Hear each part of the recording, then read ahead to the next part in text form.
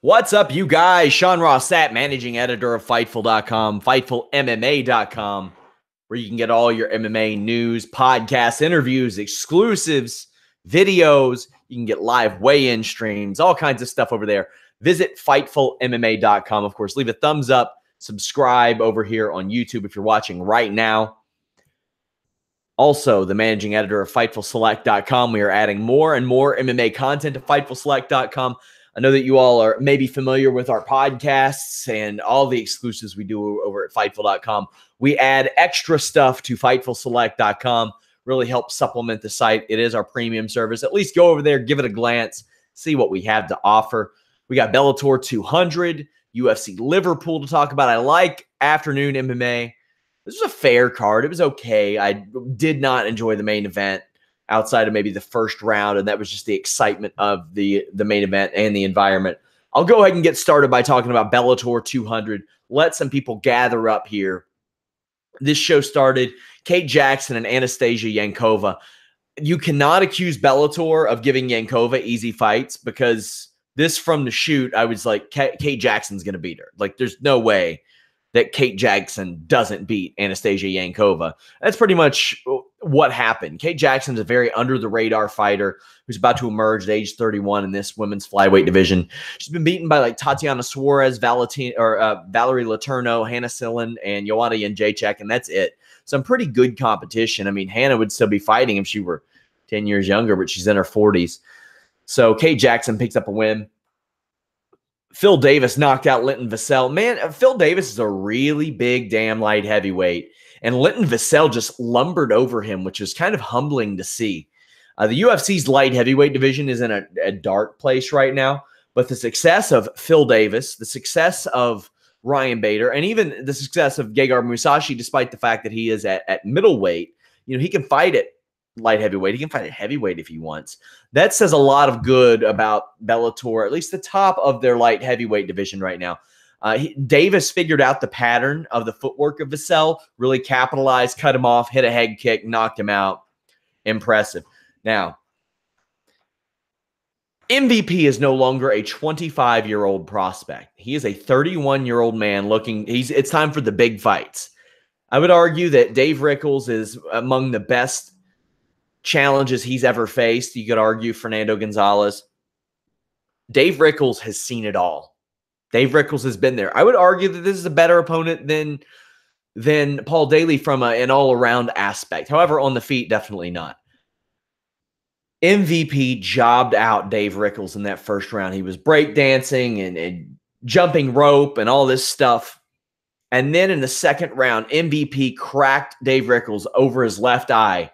And Dave Rickels said, no mas, no more. If you can make Dave Rickels look at the ref and say, I'm out of here, I'm done, I'm not going to even be able to hit this guy, that's impressive. I can't speak enough to how highly that speaks of yourself, that you're able to do that to a Dave Rickels. Man, that was an incredible performance by MVP. He needs back in the cage soon. No more of this keeping him out for a year and a half while he boxes and shit. He's 31. It's time to go. It's time to get things going for him. You got Rory McDonald and Mousasi looking like they're going to fight. Give him a top guy at welterweight, and then give him Rory after that. It's the way to go.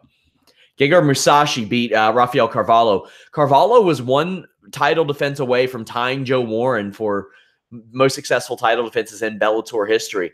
And it's not a lot, because Bellator champions never hold on to their championships or don't care about them and they abandon them. But this is all Mousasi. He's truly, I think, one of the most well-rounded fighters maybe ever. Versatile in every sense of the word, on the feet, striking.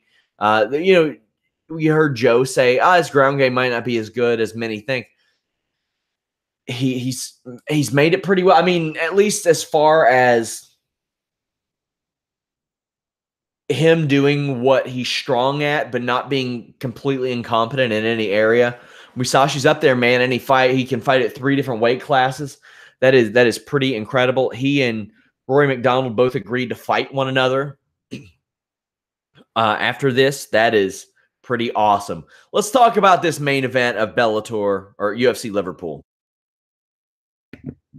No, I don't give a shit about Aaron Chalmers from Geordie Shore. He won. He guillotined the guy. Good for him. Darren Till, Stephen Wonderboy Thompson. I'm looking at the media scores. MMAdecisions.com has the media submit their scores. And as I look at it, Darren Till was given the nod by 2 media members. And Thompson was given the nod by about 25 media members. Now, one would expect me to make that argument for Thompson. However, I am among those 2 that gave the fight to Darren Till.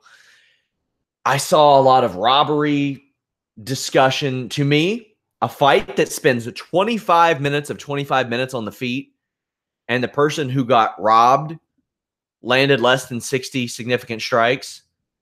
Nobody got robbed viewers in my estimation. And, you know, I've been very outspoken about how I don't necessarily appreciate the Lyoto Machida style, the Stephen Wonderboy Thompson style.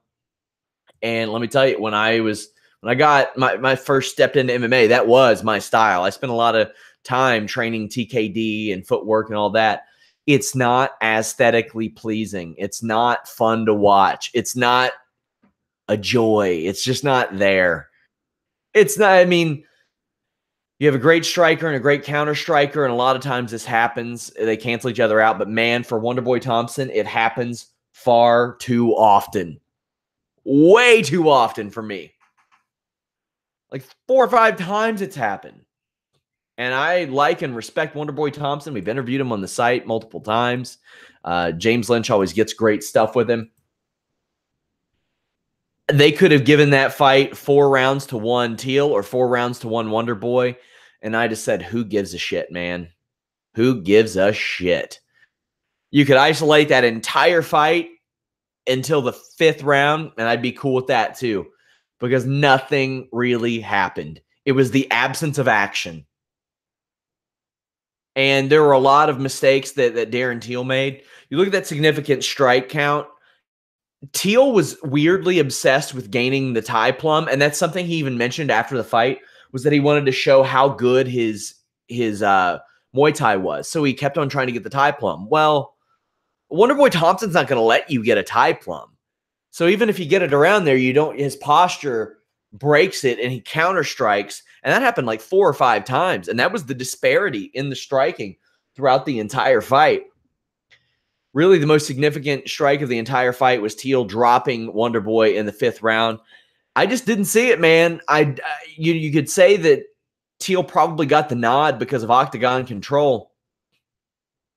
I do not like, and up until that, the most significant strike was them high-fiving one another earlier in the round. Like it was just not the type of fight. I wouldn't headline with Stephen Wonderboy Thompson, not for a while. Put him in a co-main event, but man, this is the type of fight you're going to get from him because he's going to fight a smart fight. But it was the loser of this fight could place the blame on themselves, whoever it was, kind of. I mean, Teal went forward, but when he cut off Wonderboy, he spent so much time waiting for the motion of Wonderboy that Wonderboy is so fast, he's able to get out. He's able to roll to his left. He's able to roll to his right. If you don't move before Wonderboy, then you're not going to capitalize. And this happened like 7 or 8 times Teal had to capitalize. Up against the cage, he would work Thompson up against the black area of the cage, then the ring, then the cage, and then waits for Thompson to roll out, and then Thompson just does it. Just does it, man. Man.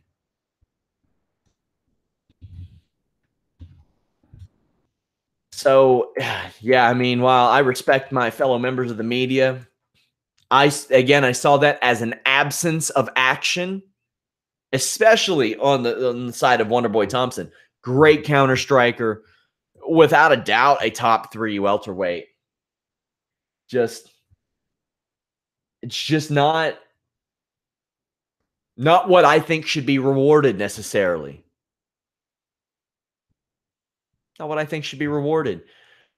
Now, Darren Till came to this fight. He missed weight, and boy, you could tell that there was a size advantage. Like, Darren Till's listed at the same height as Rory McDonald and an inch taller than Masvidal. And, you know, man, I think that's wrong. Either that or Teal's frame is truly big.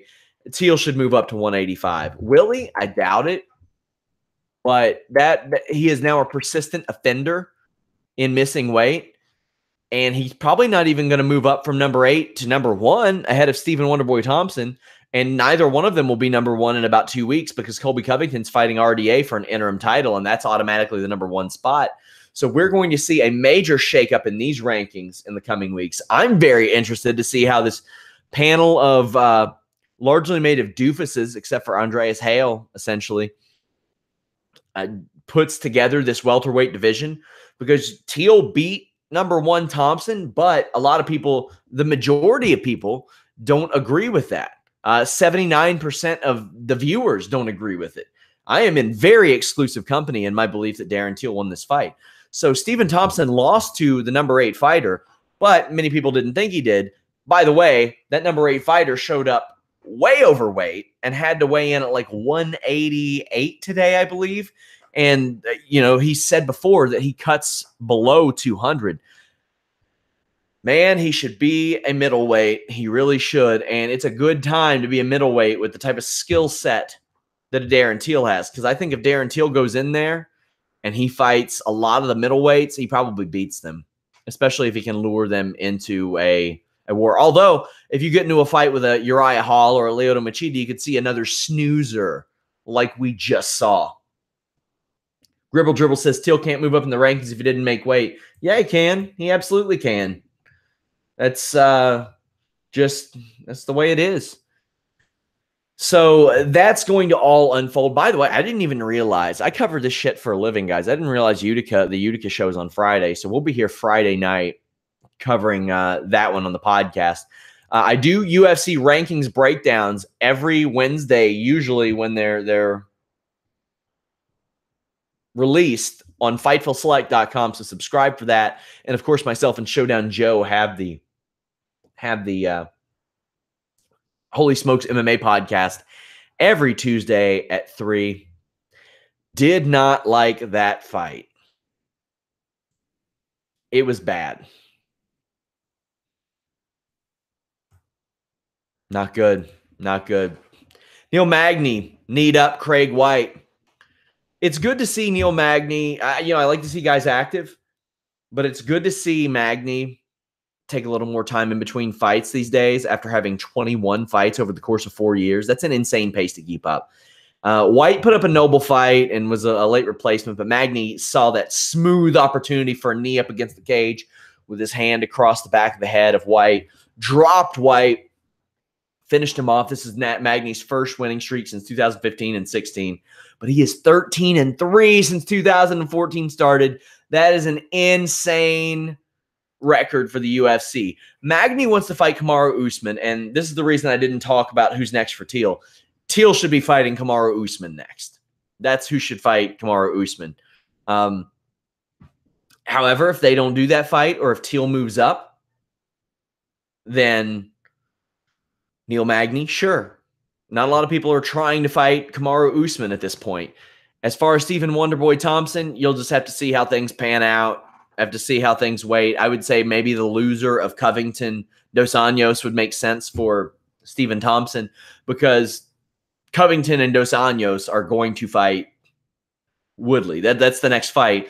Meanwhile, Thompson's loss puts him further away from a title shot than he ever was before. There's something going on the Fox Sports 1 post show.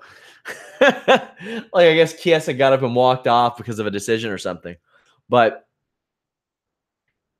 yeah, I think the matchups to make: winner of RDA and Covington, obviously Woodley. The loser of RDA and Covington against Thompson. And you put Teal against Usman. Then you have your next challenger ready for the winner of Woodley and the interim champion. Although, if Woodley loses, he's going to angle for a rematch, and UFC will probably give it to him just because. And if it's we got Garbrandt facing Dillashaw. Garbrandt got knocked out, and I've had a lot of people say, Garbrandt was winning in the first round. Well, he didn't win in the second round, so that's all that's important. So Neil Magny looking good. Man, that guy is still just 30 years old, but he has a lot of cage miles on him. Arnold Allen submits Mads Burnell. I loved Mads Burnell's head movement throughout this fight. Unfortunately for him, his head movement moved right into a modified guillotine choke, and he got put out for it.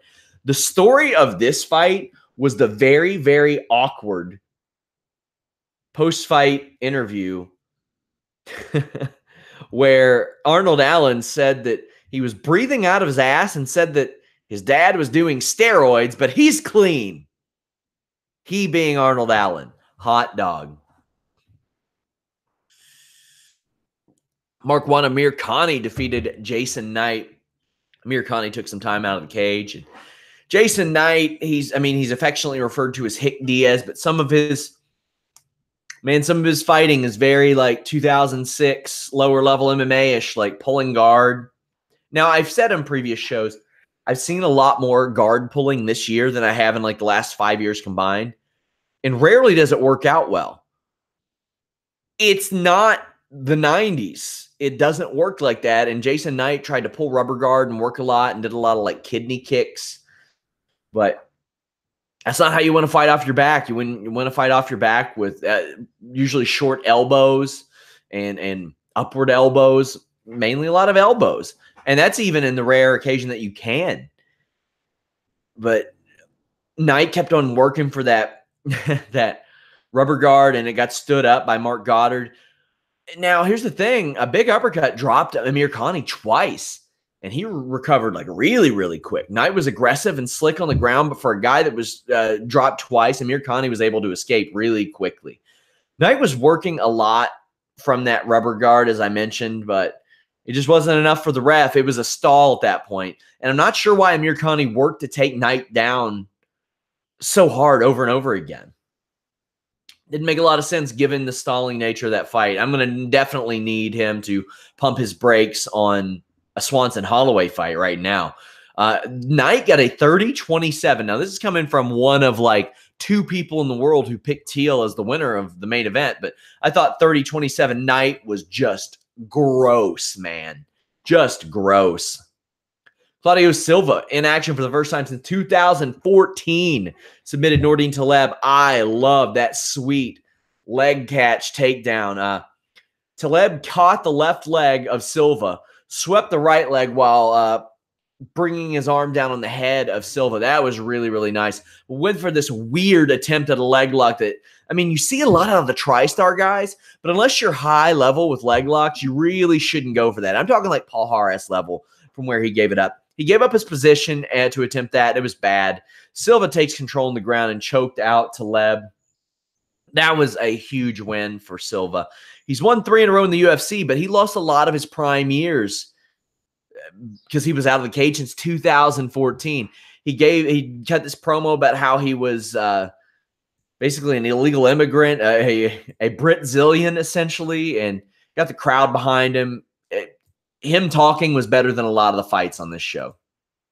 I got to put over Darren Stewart's post-fight promo too. Really emotional. He was gifted this 5th fight in the UFC. There are not, I mean, you could probably count on one hand the number of fighters in UFC history who have started out their career winless in their first 4 fights and got a 5th one. And Stewart had lost 3 in a row, a no contest before that, but he absolutely clappered Eric Spicely, who we had a very good interview with. James Lynch sat down with him at a coffee shop for Fightful.com. But, man, Darren Stewart, Stewart needed this win, and he got it. And that knockout is worth going back and seeing. Breeze defeated Dan Kelly, round 1 TKO. Tom Breeze's first fight in 2 years went very well. Just magnificent boxing that overwhelmed old man Kelly, and folded was the term that I saw on my timeline that really represented this fight pretty well. 40-year-old Kelly, man, he's lost 3 in a row, and he had a lifetime of judo before this career, so I wonder how much he has left.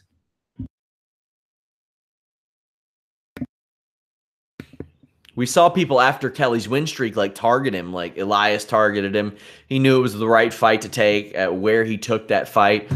And we'll go ahead and talk about Elias. This wasn't a finish, which I think that Elias needed, but he did show that he was willing to press forward, and that's not something we see a ton of out of Elias. There was a rough clash of the heads early on, and he capitalized on a sacrifice roll where Smith just pretty much gave him the fight, I think. But Elias, for his lack of exciting fights, essentially, he has shown that he's willing to travel. He's been to America and had that fight with Tavares. Not great. He's been to Australia, had a not great fight with Kelly. And this Trevor Smith fight was a little bit better, but not great. And it was in England.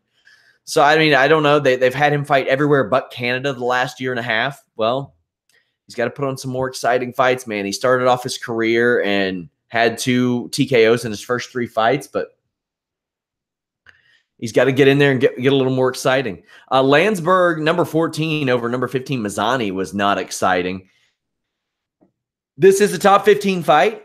There are only 19 women eligible to be ranked. The only 2 women that aren't ranked, essentially, have no wins in the division. I am 1 win away from being a ranked UFC women's bantamweight fighter. Think about that. Can't make 135, though, but some of the women in that division can't either. This fight sucked. Robertson defeated Molly McCann, round 1 submission. McCann missed weight. Robertson just dominated McCann on the ground. This was refreshing to see. And she had Dean Thomas in her corner. Good one to have. Robertson got the back, choked McCann cold. It was nasty. Nasty. Vinny Fernando says, Elias versus Machida. No offense, but the only people getting finished there are the fans. Yep.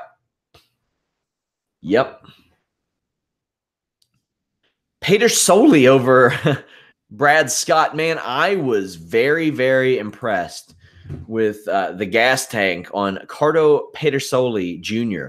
He was throwing like wheel kicks and all kinds of spinning shit all throughout the entire fight. A little too much spinning shit in my estimation. Also, I never liked the idea of using these switch kicks that aren't set up in close quarters with no defense, with your hands down. That's not easy to make work. And Brad Scott has some unusual movement. This was a close fight. Not a great one to watch, but there were some really not great fights on this show. The main event wasn't great. The first fight on the show wasn't great. Magny and Landsberg wasn't great. But then again, there were some good fights, some finishes, some late finishes too, some later finishes, like some 3rd round ones and 2nd round ones. We didn't have, like, we've seen in prior weeks just some absolute scorchers on these shows. So that didn't happen. Next weekend, we have UFC Utica, and there's some interesting fights on that show. Jimmy Rivera and Marlon Moraes is the big one, and I can't wait to see that. Gregor Gillespie and Pichel. Gillespie is a big finisher, so I'm hoping that happens. Ellenberger getting another shot at it is questionable to me. He is 2-7 in his last 9. He's lost 4 of his last 5. He's lost 2 in a row. I can't believe he's getting a fight. And he's going to fight Ben Saunders, who's also lost 2 in a row. It's a somebody's got to win fight. I'll watch it. There are a couple of OGs. John Vellante and Sam Alvey. John Vellante is always kind of peeking in and out of that UFC light heavyweight top 15 division. I don't think that he should be there ranked above Jordan Johnson, but there he is at number 15. So he's fighting Sam Alvey, and Sam Alvey, he's going to win and lose half his fights. That's just how it goes. Sajara Eubanks and Lauren Murphy. Can Eubanks make weight? That's the one to look at there, because when she got kidney failure essentially and was replaced, and Lauren Murphy, that's a top 3 fight, and nobody knows it. Nobody realizes it. I'll be looking out for that. That'll be on the FS1 card. Nick Lentz is on the show. You got Gleison Tebow on the show. Bilal Muhammad, Desmond Green, Jessica Aguilar is fighting. But I am probably most excited to see Jose Shorty Torres, how he ends up. Aguilar, I'm also interested. I mean, at one point, people thought she was one of the best women's fighters in the world. Johnny Eduardo at 37. Can he right the ship? Lots of stuff going on. Get some questions in, guys. Dre the Great says, Sam Alvey making a run. Book it. He could at light heavyweight, man. I look at light heavyweight these days like heavyweight junior in the sense that you can rely on raw power sometimes and just cracking somebody. However, you got to have a little bit more technique. Kelly, what he did at his age was impressive, was rooting for him. Yeah, man, he's a great story. He really is. And the knee braces he comes out with. I can't wait until Friday. Shirley Rivera versus Mariah can't be a snoozer, right? Please. I hope not. Man, there's some interesting names on that show, but I think they spread them out a little too much. There's a heavyweight fight on the main show, and that can always end up in a knockout. But you have Spitz, who's 1-1 in the UFC, against Walt Harris, who is, knocking on the door of getting cut again for the second time, and has only won 3 fights in. He's like 3-5, I think. 3-6. So that's not good. That's not a high-level fight. James Lynch interviewed Shorty Torres. Check it out. Yeah, he interviewed Shorty Torres. He interviewed Jared Brooks. He interviewed a lot of people, man. He's all over the place. He's on vacation now, so we got a ton of stuff like backed up for him. We got a lot of pros picks for both Utica and the UFC 225 pay-per-view. Man, that June is loaded, and especially in Chicago. That UFC show in June is just stacked, guys. Leave us a thumbs up. Subscribe. That stuff really helps let people know that you're watching these. I'm doing these abbreviated solo recaps.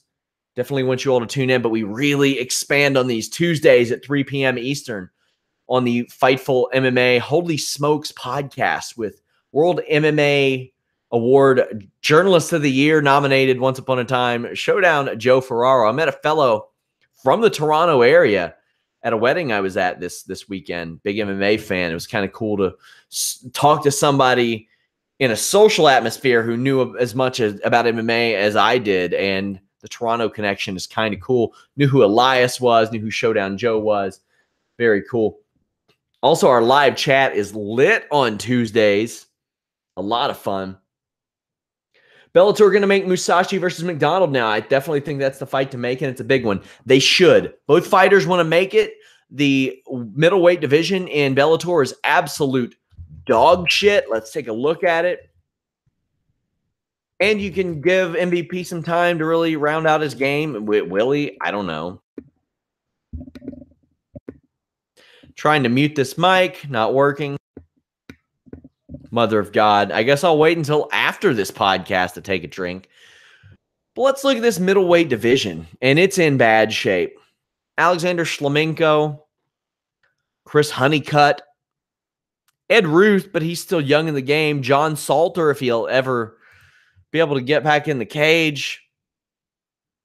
He got pulled due to an eye issue and was replaced by Gerald Harris. They do have Gerald Harris now for that middleweight and welterweight division. Lovato is a good one, but I think that Musashi probably beats the living shit out of Lovato. So there's just nobody. They need to sign some more middleweights, to be honest with you. And at welterweight, somebody messed up the roster page there, but they have some guys. You got Paul Daly, who knows how long he'll be around. You have Koreshkov, you have Fitch, you have Larkin. So some decent names there, but MVP is the one to look out for. I'd book MVP against Koreshkov. Why not? Why not? Was MVP's contract up? And if so, do you think he re-signs, or did UFC try to get him? UFC should try to get him. I think that's a big blow to Bellator, to be honest with you. He seemed like he was going to re-sign with Bellator. It's the thing. A lot of these guys lately, they've been like, sign me back up. Michael Chandler, I thought he would have fit in great in the UFC, but he seems very comfortable in Bellator. And MVP also looks like he's very, very comfortable in Bellator. And here's the thing you got to remember. Michael Page exploded onto the scene in 2012 with that tornado kick against Ben Dishman.